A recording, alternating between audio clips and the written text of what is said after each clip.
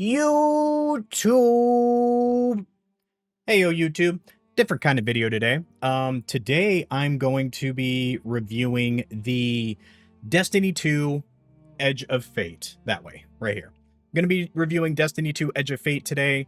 This is just sort of shooting spitballs at the wall, something a little bit different, but yeah. So I'm going to be giving my overall general thoughts as well as an in-depth thought that does contain spoilers. I will give a spoiler warning when that time is coming up, as well as an overall conclusion as the Edge of Fate has essentially all its content has been respectively released during this time. So otherwise, the only other thing I can mention is that there is a Anycubic affiliate, so stick around to the end of the video to learn more, okay? So see you in just a brief moment.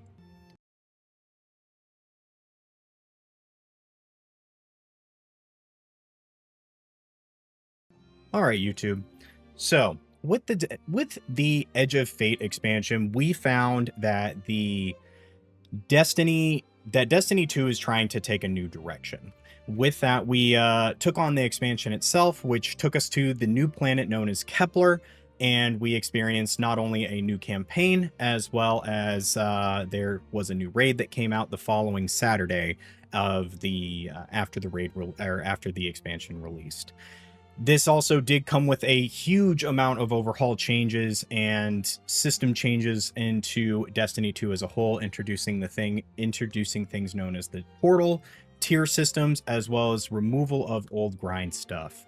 With the expansion itself, without getting into spoilers, my general thoughts are that I liked it. I thought that being the new direction that they're trying to take Destiny 2 into, I think it's going to be interesting to see down the line what's going to occur with the new story, as well as this new tier system and the introduction to the portal. Now, some critiques I have in my general overview is that the portal being your main hub, I think, is a win. I think it's good for new players as well as for people who are just trying to get into the main game itself. As far as the removal of the old content grind, I'm a little disappointed in that aspect of it because I feel like it's missing something, right? The whole destinations tab, as well as the overall the destinations tab being essentially removed, and the portal being sort of your home of this is what you're doing from here on out. This is how you're going to access your, daily grind, from single player ops to fire team ops to Crucible to Pinnacle ops. Pinnacle ops being like the higher tier content of like exotic missions. I'm imagining dungeons and raids once those become a more consistent thing. Outside of that, though, that's kind of my general thoughts without really getting into the nitty gritty of it. Is the expansion itself, along with the raid, I think they did a really good job on. The raid being more of like a boss gauntlet, I think is interesting. Very minor spoiler there, but outside of that, I'm not going to really cover much else outside of the raid. Raid itself, very, very fun, very expansive. Enjoy very much the look of it. And yeah, so with that, we'll go ahead and move into the in-depth. This is your spoiler warning piece of the video, and if you want to just see my overall thoughts and vibes and the conclusions, I can't guarantee that it's going to be spoiler free. Feel free to go ahead and skip to the timestamp below.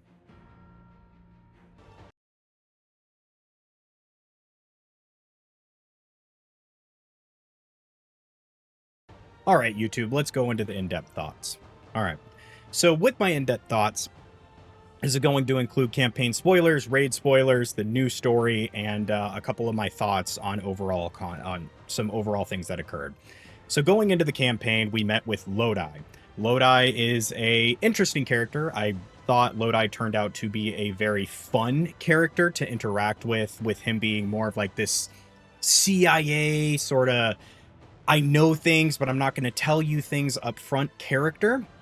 I thought that his voice actor did a great job of really portraying from the side quest to the main campaign, this sort of character who is got locked away in this piece of time. As we learned, he comes from the past but then got warped to the future and doesn't quite know where he stands, as well as him becoming the emissary down the line, and him being chosen to represent as this sort of messenger role. Going into some other things, Ikora, I thought, was an amazing character here. I am in sort of one of the small critiques I have is I'm hoping down the line with Destiny 2's overall story is that we do slowly start to move away from the Vanguard, as I feel the Vanguard is, for one, becoming obsolete, as Zavala no longer having a ghost, and Ikora really just kind of being still this sort of like secretive character that we don't have a whole bunch of context to. We learned a lot about Ikora's past in this expansion, as they did discuss like her original death as a character, and that the fact is that she actually originally worked with Lodi and had a very 70s haircut, which was super awesome. But then the Nine interfered and essentially caused her to die, like forced her to die in the exact spot that she did by throwing a subway train at her. These transcendent subway trains that I think are super interesting, that it was a subway train of all things, but very, the Nine work in mysterious ways. We got the introduction to Auron being what we originally remember as the emissary of the Nine, as well as now she is this new character and taking on the my will is my own role and essentially escaping that. I will say one of my critiques of Auron is that although great character, development was good, I was a little surprised that they went the direction they did of her will is her own. And in the beginning, they introduce her as like, I broke away from the Nine. I do not want to work with the Nine at all. And I essentially refuse to work with the Nine, to near the end of the expansion, immediately turning on head of that and going, okay, well, I will let you guys use me as a messenger, as there's a bigger problem going on. So that was kind of a surprise for me. But as far as it goes, Auron, I thought, decent setup. I'm very interested to see how much Lodi and Auron are going to be involved in the future of the storylines, and I'm hoping that they aren't just going to be more characters locked behind expansions. Is really what my genuine hope is, because I feel like that's what Destiny tends to do when it comes to the main story and the campaigns, is once you're done with the campaign and all that, it essentially is, here's these cool characters and they are now locked behind the like, for in this instance, the Edge of Fate content line, and once you're done there, you don't hear from them again. But I can't imagine they will. I imagine that they're going to try to organically put them in, and it should be fine. Let's talk about the raid next. The raid was great. I think the raid, having done 2 of the encounters now, but watching the other encounters as well as the final boss, mind you, again, spoiler warning on this one. If you're interested in the raid by any means, I 100% recommend checking it out on your own if you can find a team, but otherwise, here's your review. The raid's great. I think the raid is a very interesting, I think it's very interesting. I know a lot of people are disappointed in the fact that it's essentially a boss rush gauntlet, but I do think that it's kind of nice to have that, because I feel like when it comes to Sherping and bringing people in, that often the encounters that are the toughest for new players to learn, as well as new raiders to learn, is the puzzle encounters, because I feel like there's usually more explanations and more context that needs to be given than do point A, point B, and then DPS the boss until it's dead. I feel like it's more welcoming to newer players without it being a true just cakewalk, such as the previous raid from Lightfall.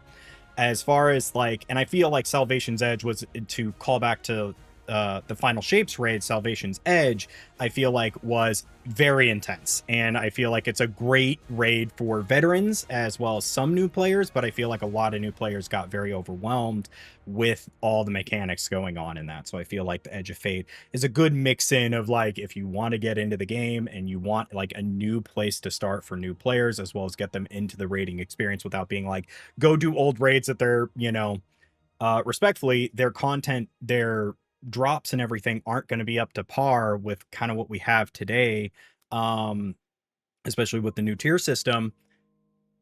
That's, this is the best raid for them.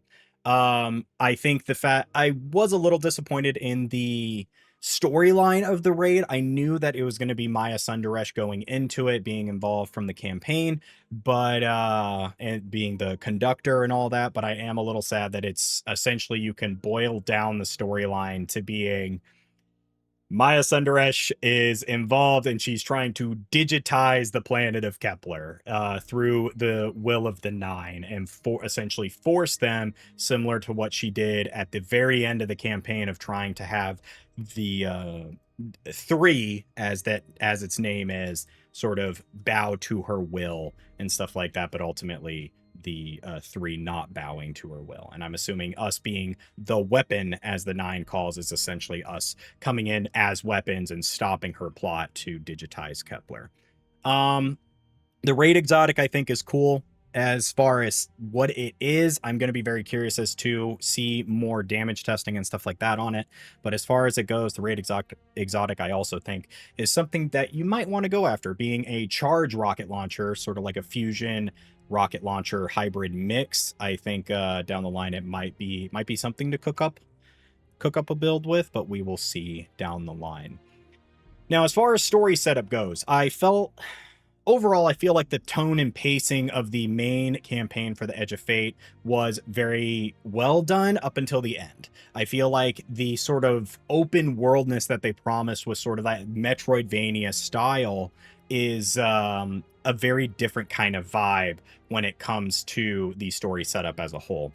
So with that, I am very curious to see how they kind of take the notes from this, such as like the fact that a lot of the critiques, including my own, is that I feel like you would do a couple campaign missions, you would unlock these side quests, you go and do these side quests to either immediately learn in the campaign mission, the next campaign mission, have it turn on its head, or you do a side quest and be like, okay, I have an understanding of kind of like how people are feeling and stuff like that, and then do the next campaign mission and it starts off with this odd dialogue and you're like, wait a minute, I just did this and the character previously was doing something different and now we're here doing this. Okay, so like the specific example I'm using is you do a side quest for Ikora, and Ikora is like, I need to be more trusting of Lodi and I need to understand him better, to immediately follow up the next campaign mission with her first couple pieces of dialogue in it going, I don't trust you, Lodi, and I have zero reason to trust you. You have secrets from us. So it was a very odd sort of take on the story setup that I would say if I had to give them any feedback, it would be maybe like, I know they wanted to keep it open-ended for people to kind of explore how they wanted to, but definitely I would say if you're going to do that, maybe keep the side quest piece, but maybe tone it out better. Don't put them like randomly adjacent into the campaign as like, here's other things you can do, while then you go and do the campaign and it's like you either just learn about like Ikora's past, and so the side quest of her being like, I don't know why Lodi has this sort of sense of like he knows me, follows right after. I feel like maybe toning and pacing might be the biggest critique and like biggest feedback, is like try to make it make more sense or like puzzle piece together a little bit better. But I do like the fact that they gave the option of like, if you want to just focus on the campaign, bing, bang, boom, keep going, and then you can do like the side stuff later. I did like that aspect. So I will say, one of the biggest critiques I have is the lack of variety, but it does get made up. So the lack of variety with the end game of Kepler and the campaign setting. I'm a little sad that there's like no new things besides modifiers to like the harder difficulty and world tiers that were introduced with Kepler. But I do like the difficulty changes to Kepler, and I like the introduction to world tiers. I'm a big proponent of let people play in the difficulties they want. So, like with the introduction to the Brave campaign and the Legendary campaign, I really enjoy those. I think those are great additions to the game itself. I think they're very rewarding as well for people interested. But I am happy to see that the world tier sort of bring on that new challenge for those interested. And it's not a like requirement to do, but it is a sense of like if you want to go for the end game, you want to be the top tier, you want to be the top tier player. Here's these world difficulties that make it a little bit more challenging, to outright just giving you full challenge, such as mythic difficulty. Um, I think it does a great job of that. So then we move on to my final point when it comes to the in-depth sort of analysis. Raid race. So I have very mixed feelings about the raid race. I thought this year's raid race was super, super good. I did participate, like I said, I did participate in contest mode, and I ended up being a having a newborn. I ended up having other obligations that had to take my time with my new child. But the watching my friends play it as well as my clanmates and stuff like that, it was a challenge, like almost a insane challenge for as far as it goes when it comes to like just the general like play style of it. What I will say is I thought the raid race was great and it was very entertaining, probably the most entertaining raid race around, but I will say I am a little disappointed in the fact that it was primarily a DPS check. Mind you, the raid was built primarily mechanically on just fighting bosses, as I said, another thing I enjoyed about the raid. But I do think that when it came to this contest mode, these bosses were beefy. They were really, really beefy, like very, very much spongy in that aspect of like you could argue artificial difficulty due to DPS. Because mechanically, none of the bosses are too intensive. I think the final boss is probably the most intensive one, and the Hobgoblin.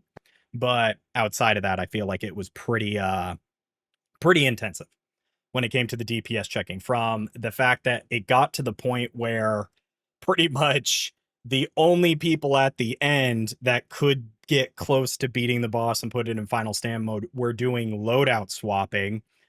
Not a fan of that. I think it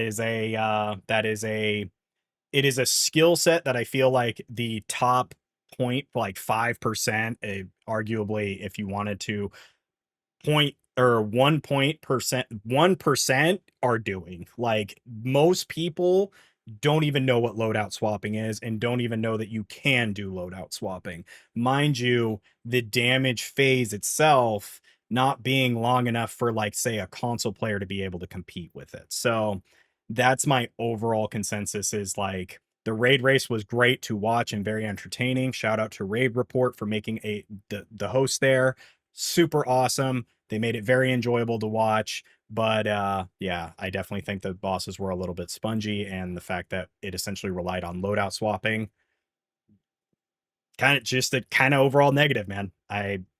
Yeah, that's my feelings on that. So with that, we are going to go ahead and make our way into the conclusion. So let's go ahead and do that.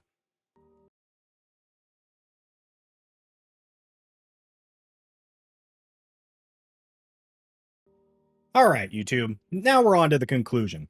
So, my overall thoughts and vibes for the Edge of Fate is it's a good expansion, and I think it's a great setup from overhaul systems to newly introduced systems for the future of Destiny 2, to kind of get my words out there and just make it really simple.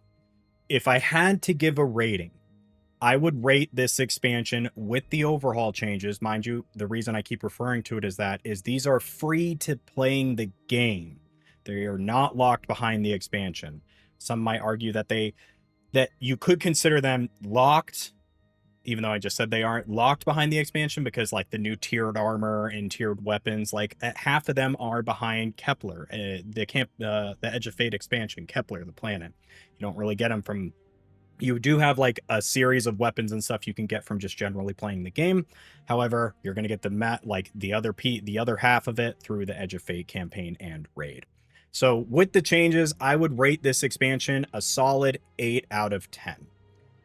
Reason for that is I thought the campaign was interesting, especially since we essentially had a whole year of build up to with the Taken King stuff, with Oryx, Maya Sundaresh, and I'm forgetting one of the seasons entirely. But we and the resolution of Fikrul and that whole the Scorn thing. I have my own thoughts on that. But I would rate this an 8 out of 10 as they set up I'd say this is the first start into the steps of this sort of new prophecy with the 9 aspect, as the main story essentially concluded with them setting up a longevity goal of the 9 tell you some without going into spoilers. The 9 tell our characters something, our group something that are taking on the Edge of Fate, and we now essentially have to prepare for it. And just like in normal Destiny fashion, the story keeps going.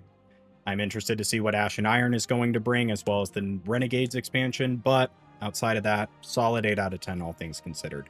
Without the overhaul of the systems and everything, this I would consider it a 7.5 out of 10 with just the expansion itself and the raid. I think the expansion is very well put together. Outside of the small things that I kind of covered in the in-depth analysis and the critiques I would give as far as like setting up for Renegades campaign and stuff.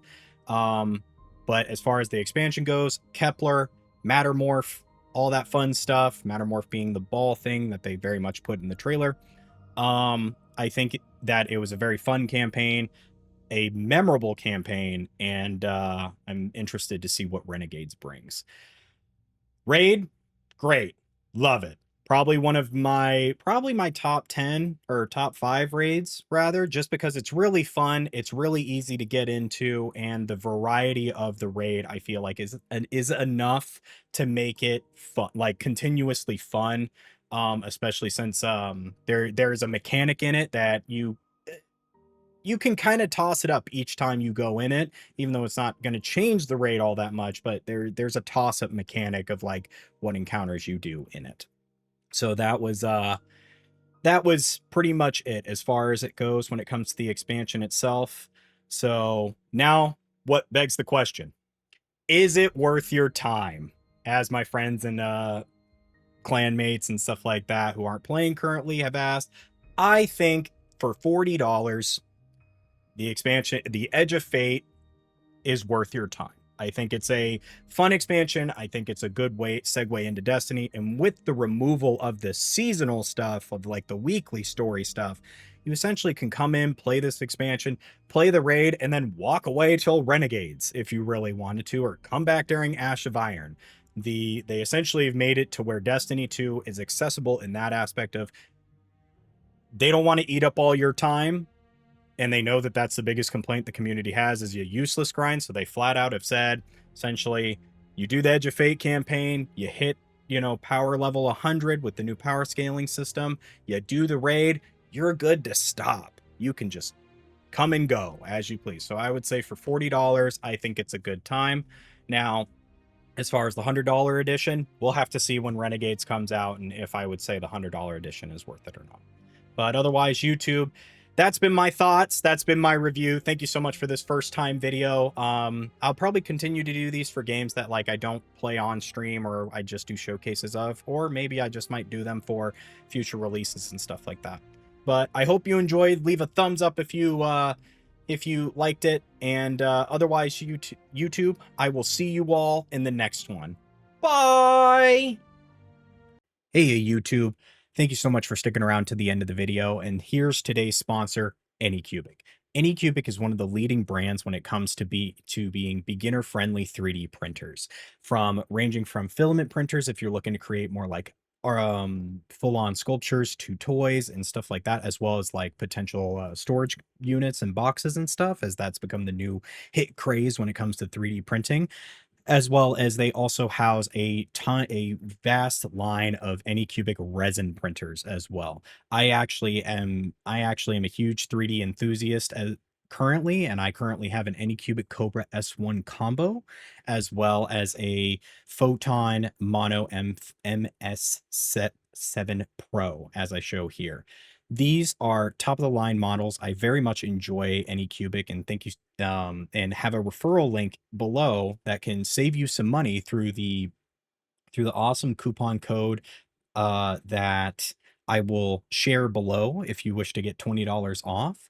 But yeah, so I highly recommend Anycubic's 3D printing 3D printers. Sorry, I'm stumbling over my words, as they're just the best of the line to get into 3D printing if you're interested, or if you're just looking to upgrade your 3D printer for, say, cosplay needs or anything along those lines. This is a great place to go. Shout out to Anycubic again for sponsoring this video. Thank you, YouTube, and I will see you in the next one.